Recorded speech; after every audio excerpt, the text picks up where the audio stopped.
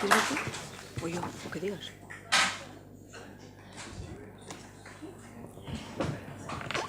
Bueno, pues muchas gracias, Andrés, por haberte ajustado a ese ultimátum que te hemos dado. Y bueno, yo creo que a raíz de las intervenciones de esta mañana, yo creo que habéis podido ver la complejidad que encierra la valoración de los proyectos científicos, sean de la naturaleza que sean, en un comité ético de investigación clínica. Por tanto, bueno, pues entenderéis ahora el por qué todo este debate, de qué perfil tiene que tener el representante de los pacientes, qué composición tiene que tener, qué grado de competencias y de experiencias deben tener las personas que forman parte de un comité ético de investigación. Y bueno, pues una vez visto un poquito toda esta complejidad en este tema, en el que como pacientes yo creo va a ser importante que os empoderéis, pues bueno, aquí nos tenéis para poder hacer todas las preguntas que consideréis oportunas y que en el turno que hemos tenido tanto Susana como Andrés y yo misma, pues no os hemos permitido hacer. Ahora se abre ya la posibilidad de hacer preguntas. ¿Sí? Todas las presentaciones vuestras y de cada los potenciales pacientes que hay aquí, la pagada.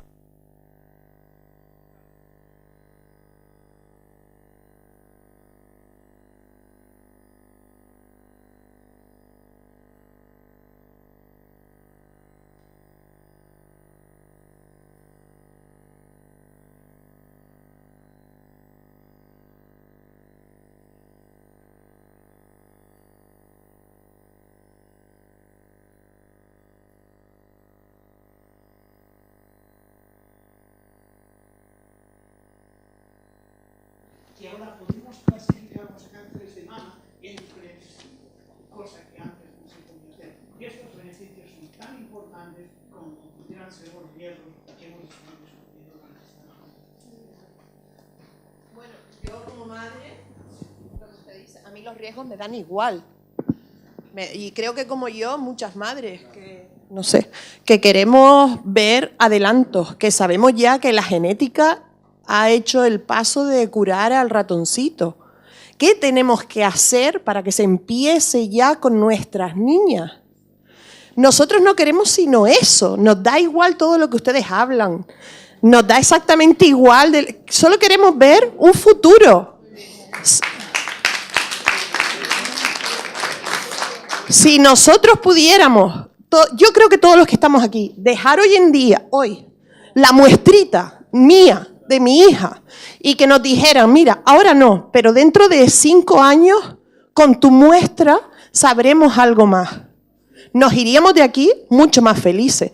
No nos importa el riesgo, no nos importan los efectos secundarios, porque ya nuestras niñas, porque estamos hablando del síndrome de Rett, están jodidas. ¿Vale? Cuando decía Revilla, la ELA, señor, la persona que tiene ELA ha vivido 20, 30, 40 años de normalidad. Las niñas con Rett, no. No hay una sola niña que haya tenido un minuto de gloria. Queremos un futuro. Y por eso les digo, nosotros queremos aportar nuestras muestras, saber. Si alguien de aquí puede levantar la mano y decir, pues sí, mis muestras se sabe que se están investigando con ellas. El decir, mi hija va a fallecer y su cerebro va a ser usado. Son detalles que tenemos nosotros y que ustedes, pues a lo mejor si nos hablaran de esas cosas, porque aquí la tónica es, ¿de qué están hablando? No nos interesa.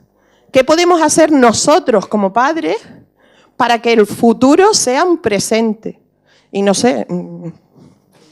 Lo que podéis hacer, fundamentalmente lo dijeron esta mañana las asociaciones de pacientes, y yo os lo he querido indicar, vosotros tenéis la llave para que las colecciones de muestras biológicas de vuestros hijos, de vuestras hijas, se mantengan y se utilicen en investigación.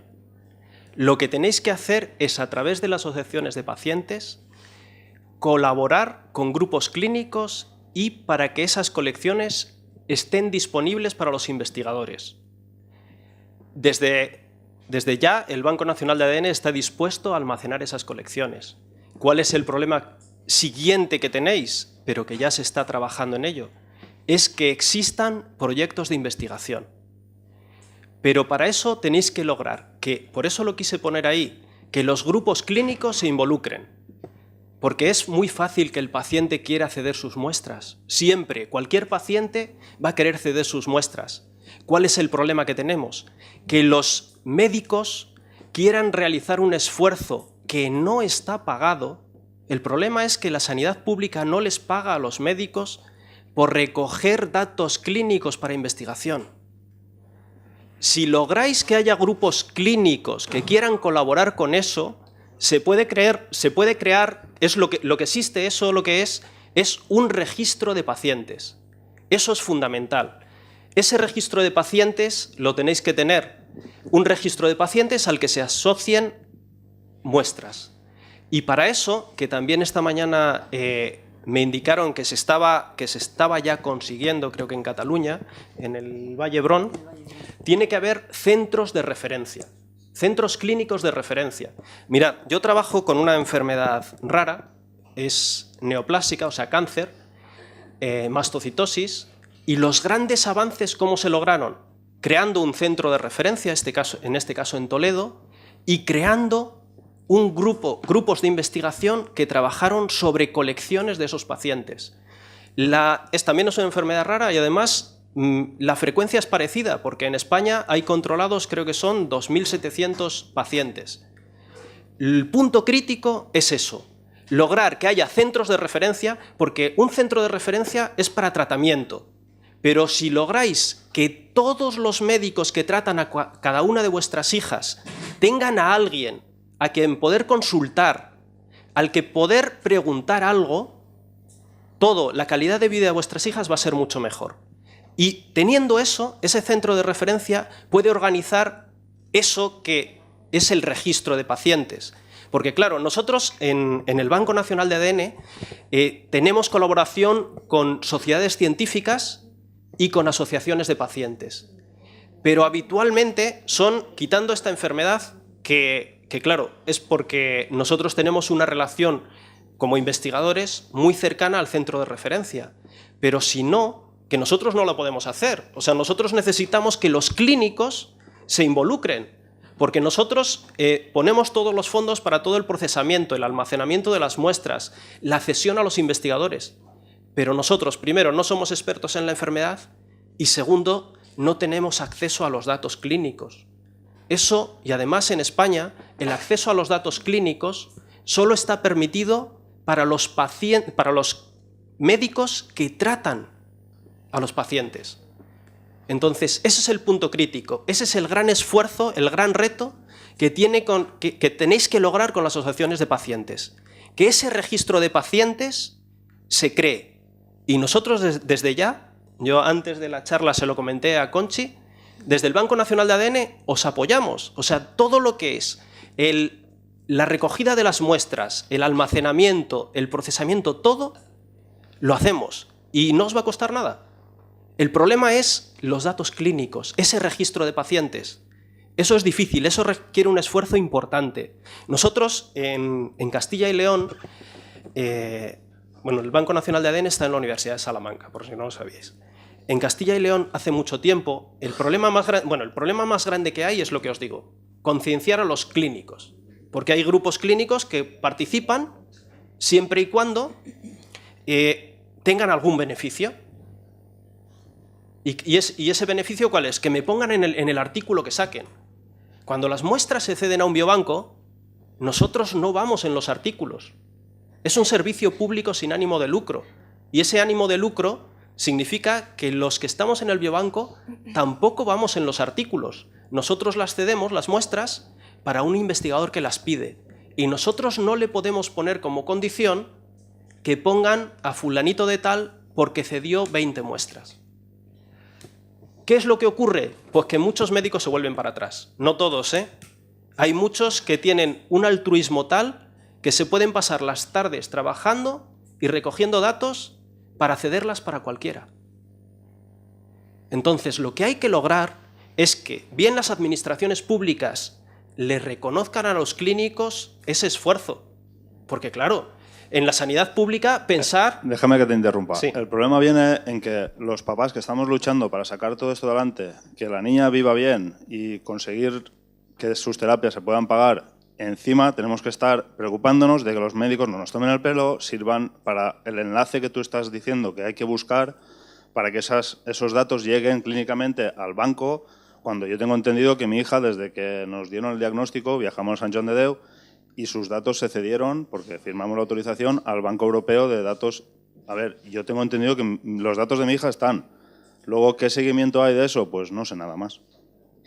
No, piensa una cosa. Aquí yo lo que os digo, los padres no podéis hacer nada. Quiero decir, esos son las asociaciones de pacientes. O sea, tenéis que uniros. Muchas muestras de vuestras hijas estarán en colecciones. Hay muchos biobancos, ¿eh? Hay muchos biobancos en muchos hospitales. El problema es que hay que recogerlo... ¿Cuál es el correcto? Espera un momento. No es que cuál es el correcto. Fijaros una cosa. Lo que hay que reunir, por eso lo importante es que se recoja de forma conjunta. No quiero decir que todos los datos vengan al Banco Nacional de ADN, ni al Hospital Sant Joan de Déu, ni al Vall d'Hebron. No. Lo importante es que todos los datos y todas las muestras se recojan de la misma forma y estén localizados. O sea, que un investigador sea capaz de saberlo. Porque, fijaros, si las muestras, si hay... Bueno, probablemente en el Hospital Sant Joan de Déu, como es específico de niños, haya más. Pero imaginaros que en el Hospital de Salamanca, hay 2 muestras. ¿De qué sirve de eso? Y sobre todo si nadie lo conoce. Lo que es importante, por eso digo que es muy importante la función de las asociaciones de pacientes que promuevan, bueno, asociaciones de pacientes y centro de referencia cuando lo haya. Es muy importante que todo eso esté localizado. Sencillamente, con contactar con todos los padres que sepan que sus datos o que informen que sus datos están en ese biobanco, que se han recogido, eso ya daría una información tan grande que cualquier investigador, y sobre todo si ya tenéis una fundación que va a financiar o está financiando proyectos de investigación, decirle a esos posibles investigadores que esas muestras existen, que están aquí, aquí, aquí, aquí y aquí. ¿Entendéis? O sea, lo que requiere es que vuestro esfuerzo, un padre individualmente, es imposible que lo logre. O sea, tenéis que potenciar que la asociación de pacientes se una, que haga ese esfuerzo para lograrlo. O sea, no quiere decir que, además, pensarlo, el que se ha preocupado de recoger los datos clínicos de vuestras hijas... Eso quería perdona, sí, preguntarte yo. Ese lazo de unión entre los que recogen los datos, que no sean médicos, que buscan también su repercusión económica, no lo podrían hacer. Muchas veces vienen universitarias con ganas de terminar el proyecto de máster, de carrera y tal. ¿Eso no podría ser una herramienta útil para los pacientes? Sí, a ver, no me confundo, no quiero que nadie saque la impresión de que los médicos buscan su beneficio, ¿eh? No, nunca, como todos los que trabajan. Por eso, no, nunca.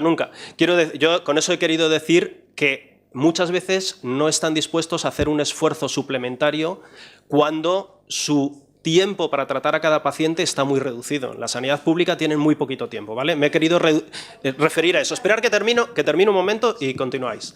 Entonces, el problema, o sea, si existe un protocolo bien definido de recogida de datos, saber qué datos hay que recoger, cualquier personal autorizado y con capacidad suficiente es capaz de recogerlos.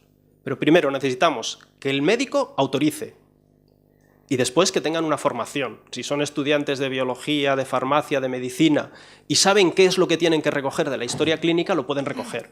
Pero tienen que estar autorizados, ¿de acuerdo? O sea, no quiero decir que tenga que ser el clínico el que lo haga, ¿vale? Una pregunta. Todos estamos aquí, somos padres de niña red, ¿no? Llevamos toda la mañana viendo métodos científicos, etcétera. ¿No hubiera sido mejor que la plática hubiera empezado con esto? Porque a nosotros como papás, la verdad, no nos importa cómo llegáramos a un método científico, no estamos en la escuela ni nada para estar escuchando métodos científicos, ¿no? Sino saber de qué manera podemos ayudar a nuestras niñas.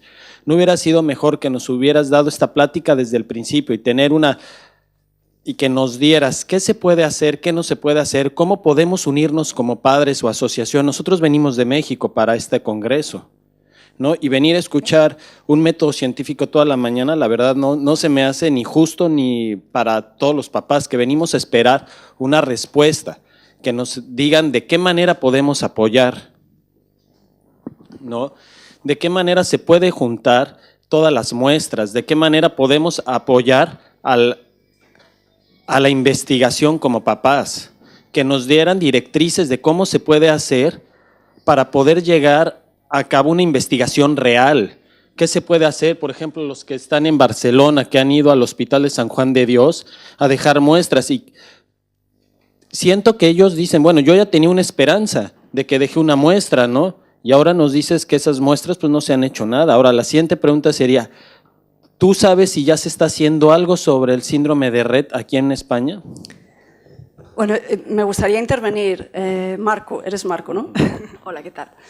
A ver, ellos no nos pueden dar respuestas concretas de algo que desconocen, ¿vale? Ellos no saben, están diciendo precisamente que no hay registros, ¿vale? Que lo que tenemos que hacer es asociarnos, estar juntos y velar, por desgracia, ¿vale? Porque las instituciones no lo hacen, esa es la cuestión y esa es la gravedad del asunto, unirnos e intentar, recoger, tener una base de datos, ¿vale? De las muestras, no sé de qué manera, eso es algo que tenemos que empezar a pensar porque las instituciones no lo van a hacer por nosotros.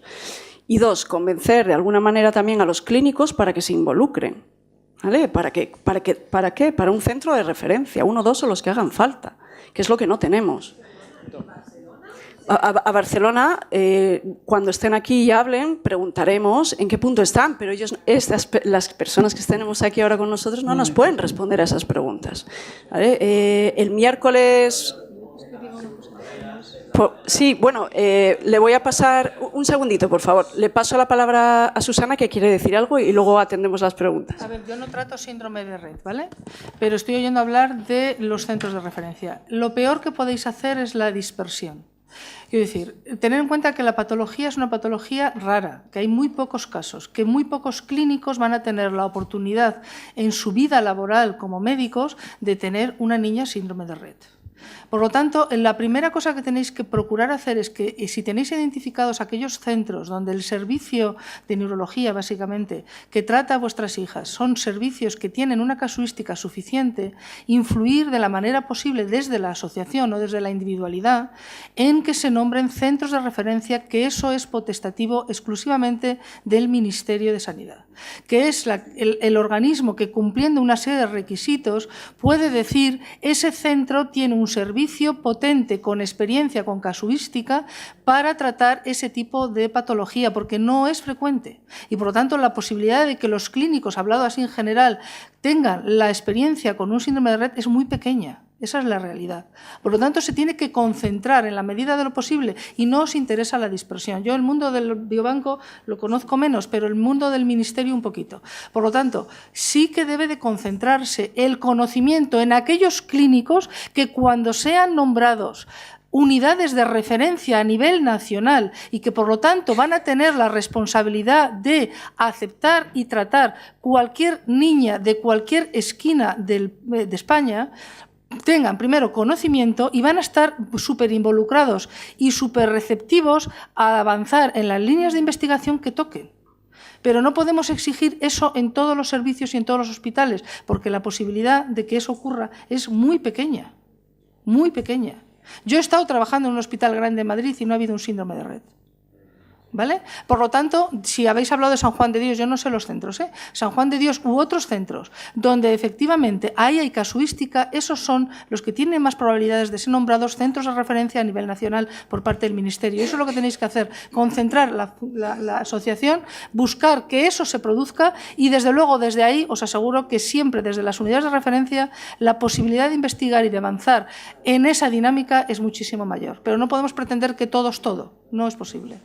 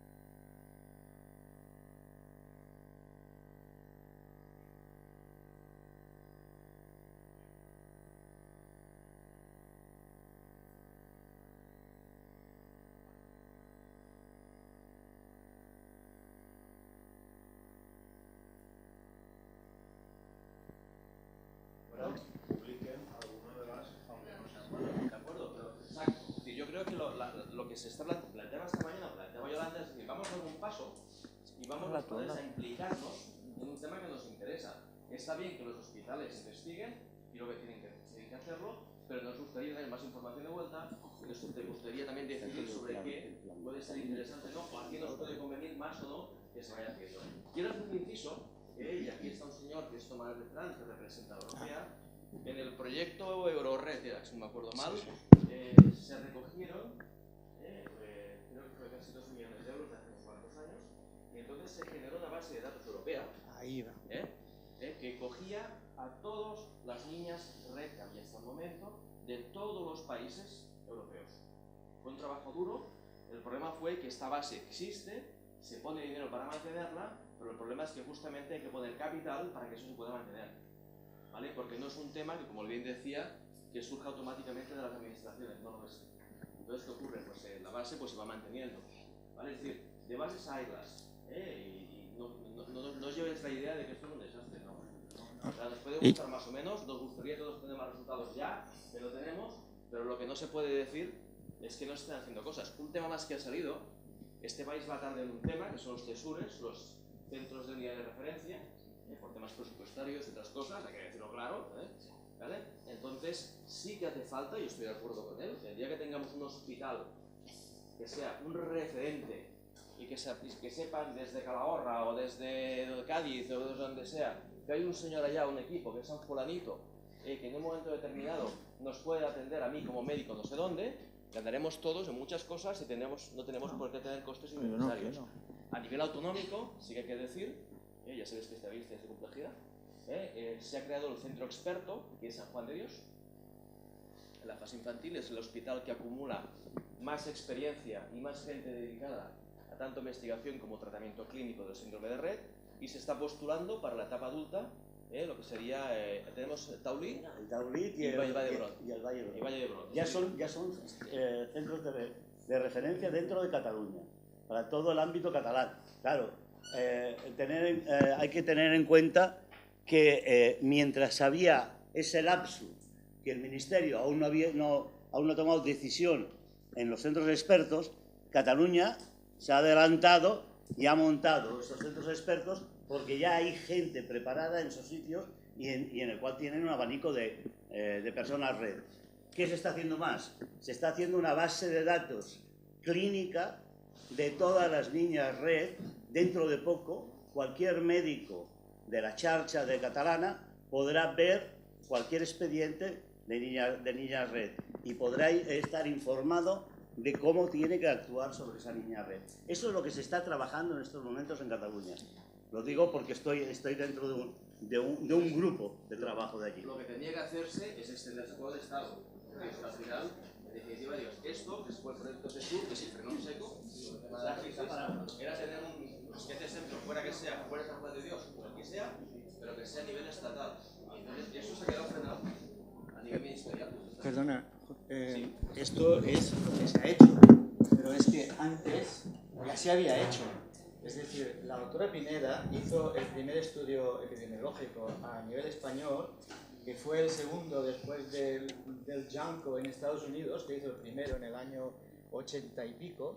En el año 92, 93, la doctora Pineda hizo un estudio epidemiológico, pero no para Cataluña, para toda España, y localizó 600 casos. Y en el año 99 o así, que está por ahí Judith, ya está. Contactamos con todos los neuropediatras de España, a través de los colegios de médicos, pidiendo muestras de sangre, de niña, padre, madre, abuelo abuelos paternos y abuelos maternos. Y esa sangre tiene que estar todavía en San Juan de Dios. Digo tiene que estar porque en el año 2000 se descubrió el gen.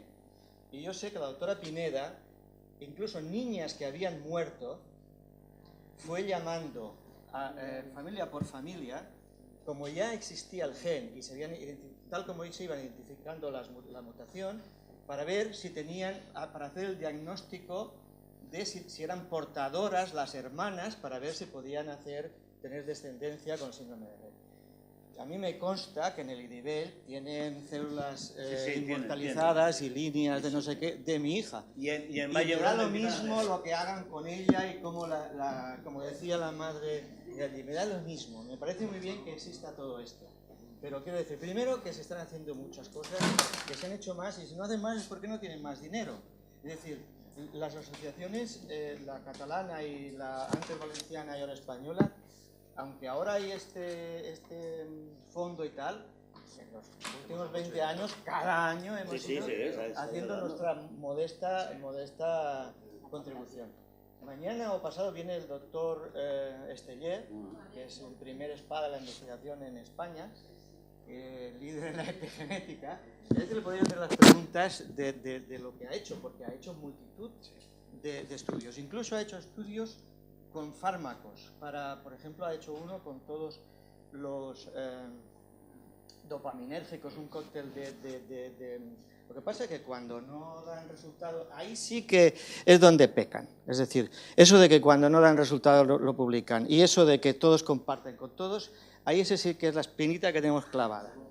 Porque el día que no se tengan celos, que los egos se pongan de acuerdo, daremos un paso adelante terrible. Sí, fijaros en una cosa. Ahí...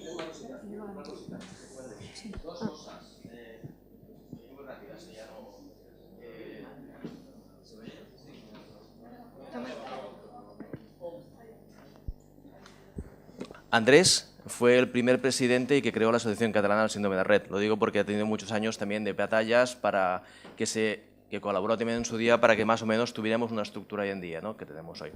La segunda, el hecho de que haya un tipo de concepto de centro experto en Cataluña no quiere decir que los hospitales tengan muestras y no hagan caso del resto de muestras que no sean de allá. Cuidado, ¿eh? No tiene nada que ver. Simplemente que a nivel organizativo de sanidad pues se han organizado de otra manera, en línea con el Ministerio, ciertamente, porque se ha hablado con el Ministerio de España, y en línea con lo que está haciendo Europa con los centros de referencia. Con lo cual, sí que es cierto que a todos, en definitiva, han creado unos centros de referencia, pero falta una cosa, que también faltan los CESURES, que es el aporte de capital y el aporte de fondos. ¿Vale? Entonces, está todo el país igual. El hecho de que hayan dicho ya y que se haya postulado a San Juan de Dios, a que ya era previsible, pero el hecho de que esté el hospital como tal candidato, eso da mucho. Y significa que hay un centro experto que a la larga el sentido común dice que el día que a nivel de España se haga, pues será el candidato a hacerlo. ¿De acuerdo? Luego entiendo que en la edad adulta se designará otro que será el que sea, ¿no? Pero de momento, a ver, que sí, que seguramente hay muchas cosas, pero no seamos tan catastrofistas tampoco. Es decir, que no es que no se haya hecho... Lo que pasa sí que ocurre, que cuesta, y eso es un tema que por eso con el tema de FinRed es claro, es decir, lo que hay que tener es más información de lo que va bien, de lo que va mal, y los padres también tenemos eso aquello de decir, oye, pues este proyecto nos puede interesar o no. Que eso es lo que creo la parte para lo cual si se designa un fondo será. Eso era precisamente, aparte de todo lo que has comentado, quería yo decir que respecto a lo que ha dicho Marcos, no te pese haber venido, porque lo que nos han dicho aquí es algo muy interesante. Hemos aprendido cosas, que aprendemos cuáles son nuestros derechos, también cuáles son los derechos de los investigadores y las obligaciones de los dos. Cuanto más nos formemos, más podemos exigir. Todo lo que se ha dicho aquí yo creo que es muy importante y me he quedado con muchísimas ideas. Y una de ellas, disculpa, pero una de ellas es la que acaban de decir, que aunque no se llegue a buen término, hay que publicarlo, hay que publicarlo. Es que hemos visto como algunos investigadores cambian de estrategias de investigación y nosotros no sabemos por qué. Nos gustaría que nos dijeran por qué. Si es que ha fracasado, si es que tal, pero se empieza un programa y no se llega a buen término. Pues oye, nosotros ahora sabemos que sí que es verdad que se puede llegar a algún sitio sin fin. Pues eso, que nos lo digan. Y luego, referente a lo demás, ya yo creo que los catalanes en eso, Jordi ya lo ha comentado perfectamente. Claro que sí, claro que se hacen muchas cosas. A lo mejor, como estamos, hay tal diversificación geográfica en cuanto a la enfermedad, niños, niñas... Es muy difícil conseguir unos buenos centros, pero todo sea que luchemos a nivel de delegaciones, a través de las asociaciones, podemos luchar por ellos y es lo que tenemos que hacer. Bueno, un momentito, perdón. Andrés, No, tenemos que concluir. Sí, perdón. Sí. Vale, Déjame decir Andrés, un minuto y Juan, un minuto. Yo creo que hemos aprendido una cosa en toda esta, que es que el método científico este es el bueno, que la homeopatía, el señor aquel que te dice que a él le va bien y no sé qué, la toxina botulímica que le están poniendo a muchas niñas para el pie equino y para no sé qué, para no sé cuántas, todo esto no pasa este filtro. Todo eso que no pasa ese filtro y nos promete milagros, eso no os hagáis ni puñetero caso. Eso es lo que yo he aprendido más esta mañana. Juan. Menchu. Yo ya he acabado, ¿eh? ¿Puedes pasárselo a Juan? Que no he hecho caso. Menchu, tenía la palabra Juan, ¿vale? Espera un poquito. Yo solo quería cerrar esto y dejar claro, sobre todo para todos los padres de aquí, que si yo fuera padre, no podéis esperar como padre que con vuestra hija se va a solventar el problema. Hasta el momento se han diagnosticado 600 diferentes mutaciones del gen que causa Rett síndrome. La investigación va muy despacio, yo soy un investigador y vamos poquito a poco. Se ha hablado de líneas celulares. Crear una línea celular no es algo que yo digo, bueno, hoy la empiezo, mañana la tengo. Son cosas muy largas, pero necesitamos estas líneas celulares. Necesitamos esta línea celular tal vez de tu hija para poder solventar down the road el problema.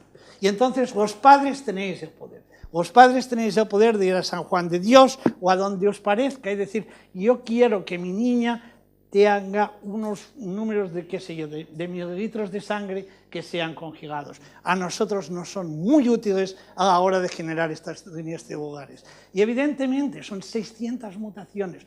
No podemos esperar que la enfermedad se cure mañana. Es una enfermedad difícil, pero los que trabajamos en ello necesitamos las muestras de vuestras hijas.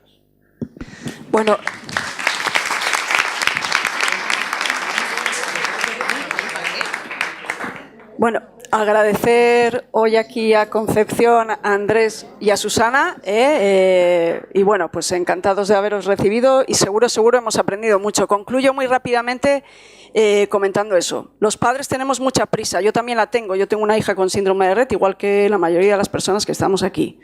Pero no podemos correr sin conocimiento, tenemos que abrir la mente, aprender, escuchar, unirnos e intentar solventar lo que aquellos que los tienen que hacer no lo hacen, pues habrá que hacer lo que se pueda. Con calma, porque sabemos que esto va para largo, tenemos que escucharnos, tenemos que estar tranquilos y tenemos que tener muchísima paciencia, que la tenemos, porque somos padres con niñas con síndrome de Rett. Bueno, agradeceros a todos vuestra paciencia, vamos tardísimo y vamos a concluir con una ponencia más y luego nos vamos a comer, ¿de acuerdo? La última. Voy a comer el micrófono.